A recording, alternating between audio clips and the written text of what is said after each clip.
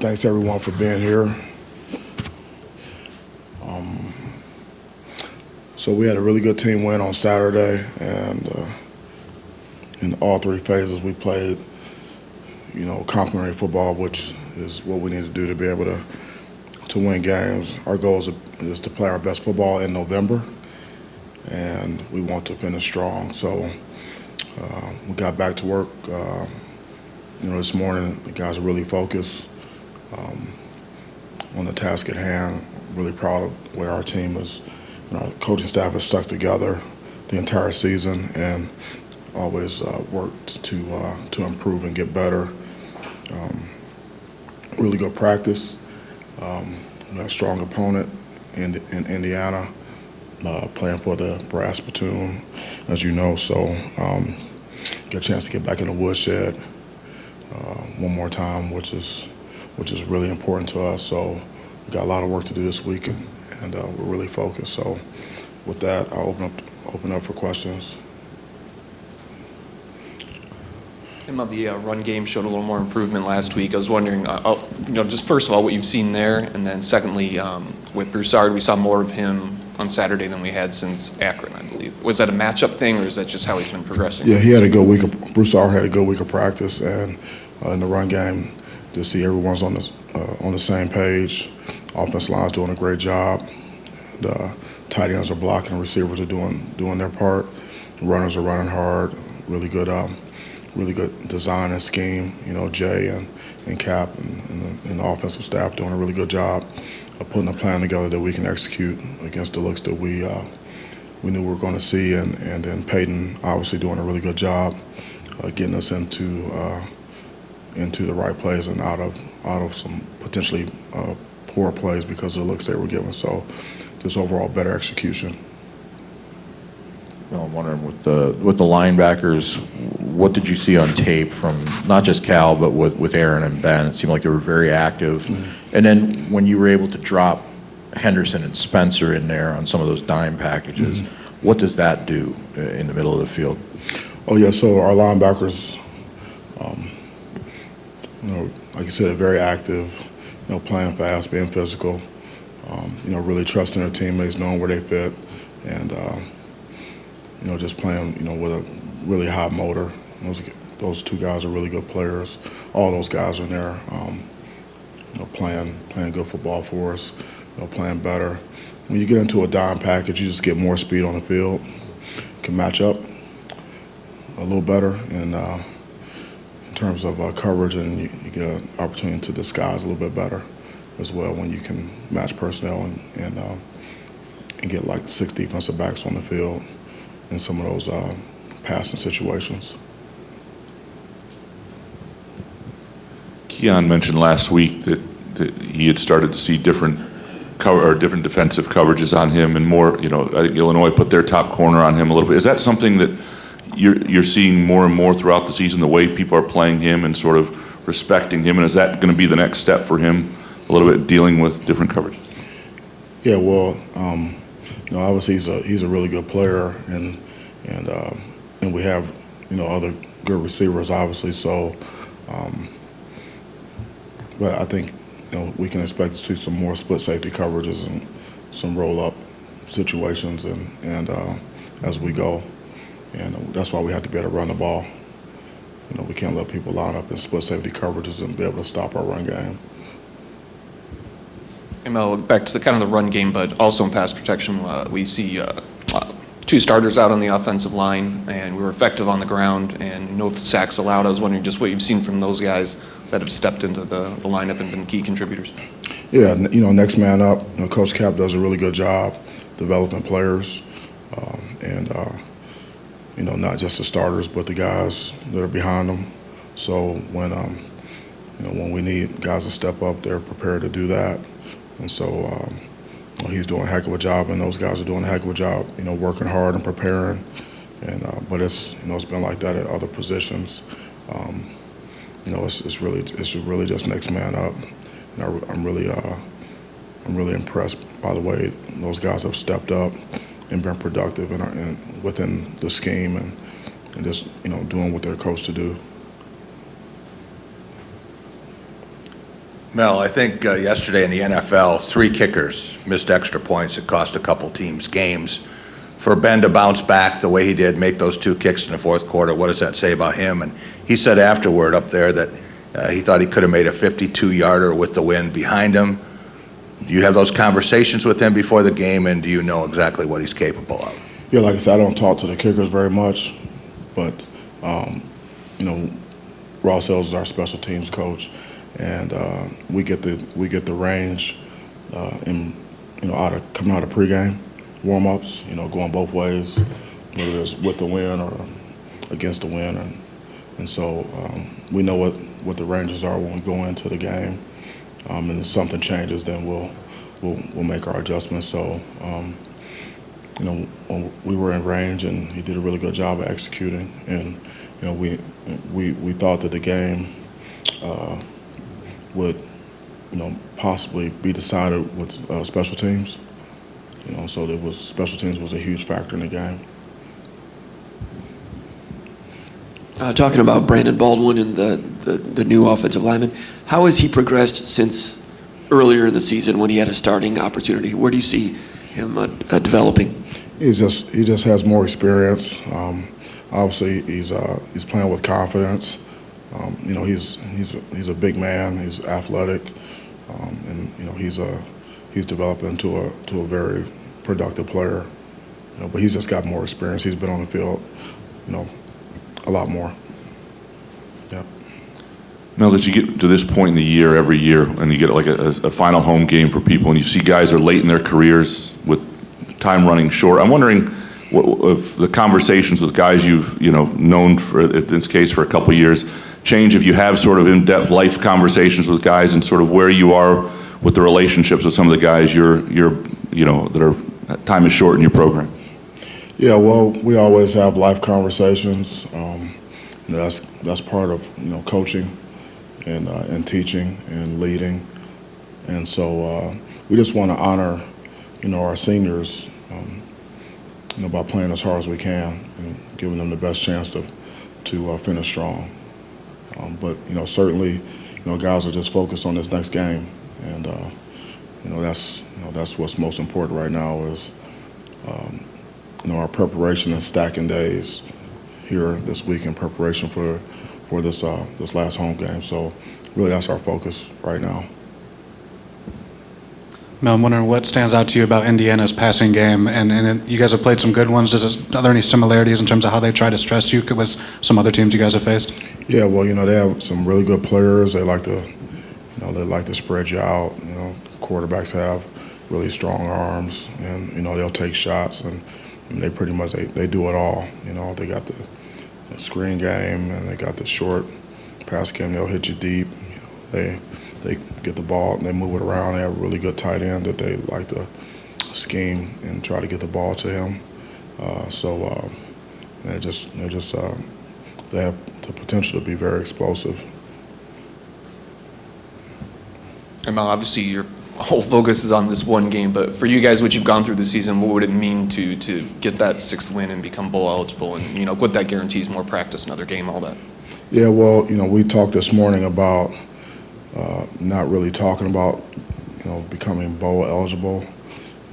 Just focus on playing our best game of the season, our best 60 of complimentary football, and focusing on what it takes to be able to get what we want on Saturday, and that's a process. So we're not focusing on the outcome. We're really focusing on the day-to-day process of stacking days. What do we have to do each and every day to prepare the required work and then the unrequired work on and off the field. That's really where we have a very narrow focus. We can't get ahead of ourselves. There are certain things that we have to do in preparation for the opportunity on Saturday, and that's our process. That's our mindset. Mel, I'm wondering, kind of revisiting the situation with the 8 players. We got after the game that the police report had been sent to the prosecutor's office. I guess for you guys internally, what are the next steps that you go through, and does it remain day-to-day, or when do you make those determinations? Yep, I don't have any new information, so it's still day to day for us. Going off of that, are you at all frustrated with how long the investigation has taken? Or do you feel like your team's in limbo just with the decision that you made with the players that you've suspended? Yeah, I don't judge it good, bad, right, or wrong. It's just, it is what it is. And based upon the information we have, we decide what we need to do next, and we're focused on this game coming up. Looking at the last 4 games, 3 wins out of those last 4, what do you think? You mentioned complimentary football, but what do you think is the difference over that span, maybe prior to those 4 games? Yeah, well, so that's a great question. There's a lot that goes into it. We're just executing better, in all 3 phases. We have guys that have, more experience, playing the game out there, and they're starting to become more productive and more consistent. So, just developing, on the field, and so, we've stayed really steady in our preparation and in our teaching. Really stay really focused, and when you do that, you should improve and get better. And we want to play our best football in November. So that's really what's happening in a nutshell. It's not anything. It's not anything like it's incremental progress. Day to day to day to day, and it's just like kind of like an ice cube melting. It's, minus 10, minus 9 and 8, 7. You don't see anything happening, and then all of a sudden you get to the point where the temperature's high enough where it starts to melt, and then it looks like it might have been something that just happened all of a sudden, but it's been in the process that whole time. That's kind of what's happening right now. Defensively, you've obviously been able to show improvements and keep the score down, but run defense, I think it's 7 straight games you guys have allowed in 100-yard individual rusher. Is there anything schematically, or is it opponents or what that's contributed to giving up a lot of yards on the ground, including this last week? Yeah, so the scheme is sound. We don't really have schemes that aren't sound. We really don't believe in that. Everything we have is it's adjusted out to all the formations. It's gap sound, whether they're base defense or whether it's some type of movement or some type of pressure. Everything is pretty much on paper sound and solid. It comes down to execution for us. Everyone's got to do their job in the run game. Perimeter run force. Was an issue for us in the last game, really from the C gap out, and so we just have to do a better job with that. But as we prepare this week, we know we're going to be tested, and we have to play better, in the run game. And we just have to do that, and they do a nice job. They have good runners, and they're physical. Indiana's one of the more physical teams that you're going to see. In the conference, they play really hard, and they're physical. So we know what we have to do. It's just a matter of preparation and execution on Saturday. But I feel good about the scheme and putting our guys in position to make the plays. We just got to play with better fundamentals in order to make the plays that we're supposed to make. And our tackling has not been consistent. A lot of yards after contact.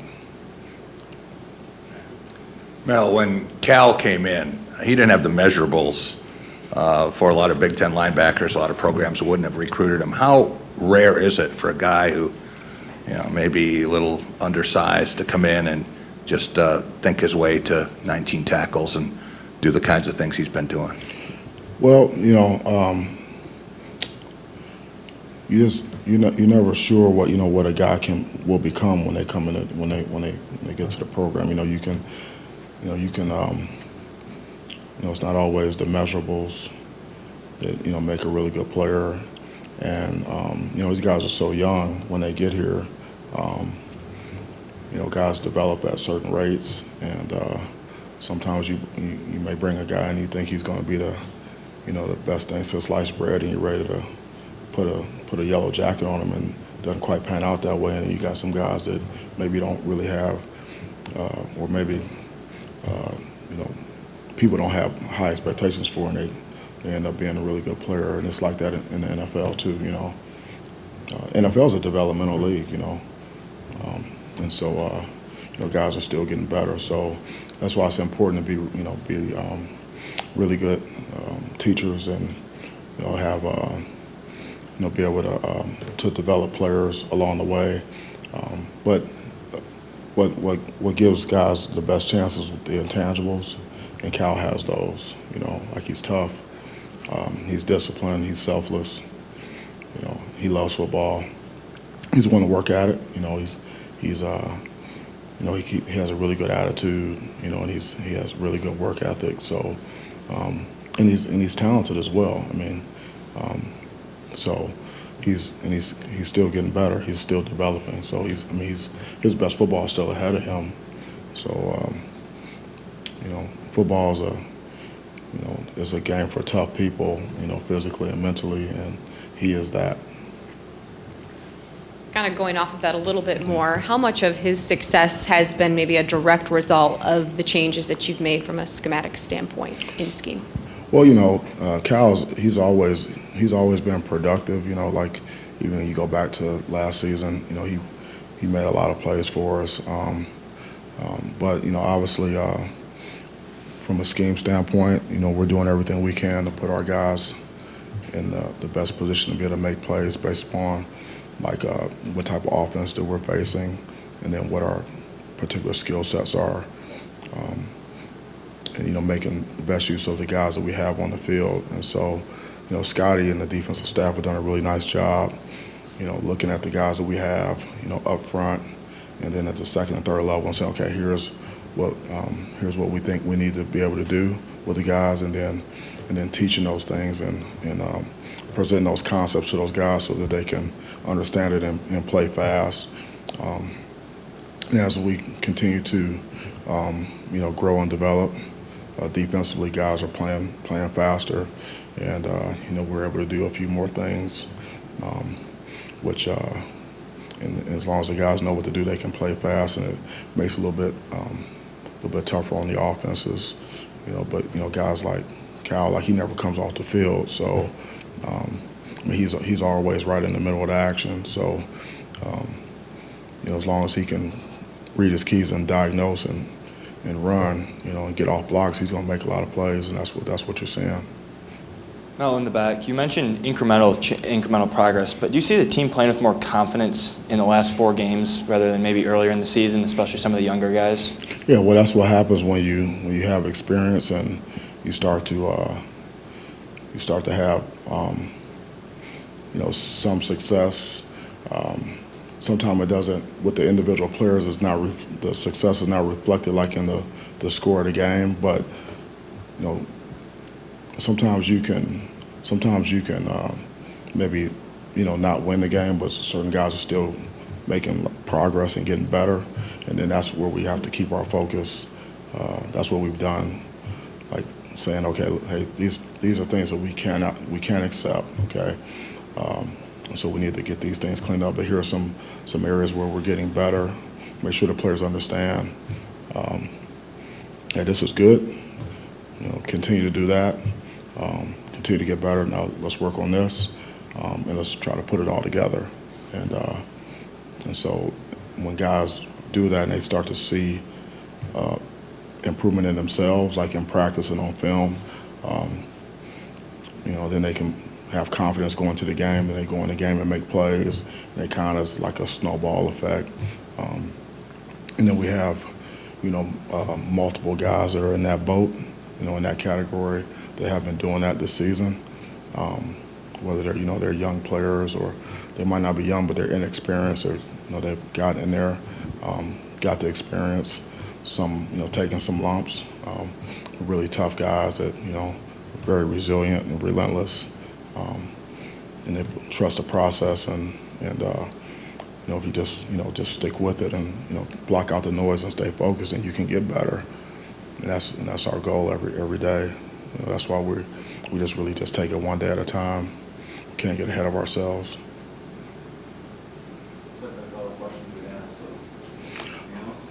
All righty. Thank you so much. Thanks for covering the team. See you next time. Go green.